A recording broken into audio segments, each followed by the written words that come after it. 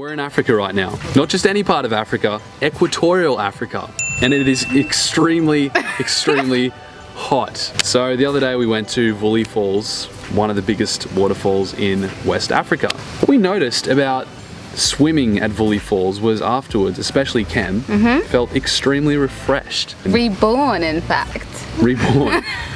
And so we're wondering, like, why do we always feel so refreshed, especially around moving water when you go to the beach or when you're in a river? For thousands of years, water has been used as a therapeutic tool. The ancient Egyptians, the Babylonians, the Greeks, the Romans, they all had these healing baths. So people would travel from miles and miles to come to these healing baths and immerse themselves in this healing water. So why does flowing, moving water feel so refreshing to be around? Well, it turns out the effect of water crashing against itself and sucking air into the water as it crashes and as it circulates, it's pulling neutral atoms out of the air and breaking them apart through that crashing, smashing action, so the electrons become free, and now the electrons, or the negatively charged ions, are flowing freely through the air around this moving, crashing water.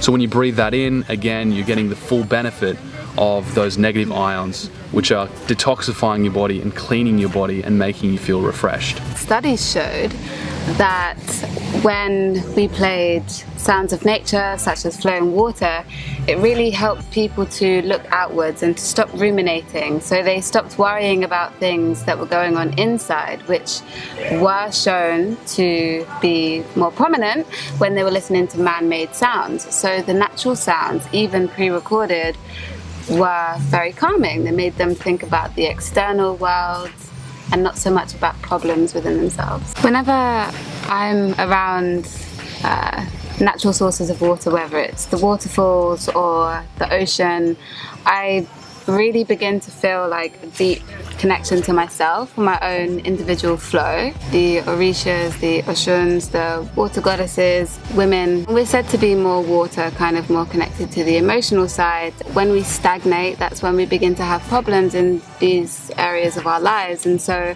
flowing water is very powerful and important for us. I think another big thing is that when you're around water, I think you can't help but feel the force of it. Especially, I've heard and spoken to a lot of women who say very similar things.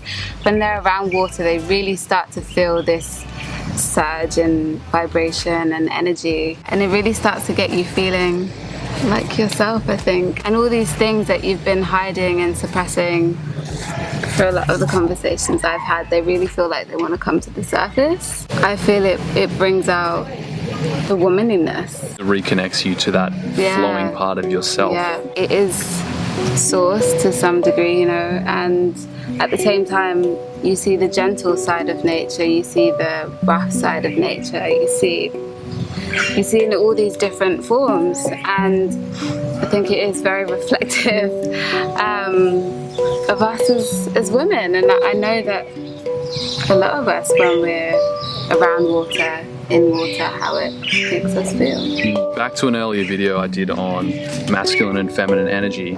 Masculine energy is represented as being motionless and still and empty, whereas feminine energy is represented as being flowing, constantly shifting and changing. So for me, as a female, and being changing and moving, and how water kind of represents us in that sense, I think that has a large part to do with why being around flowing water, you know, as well as these negative ions that are helping to balance us, why it's really so energizing and refreshing for me.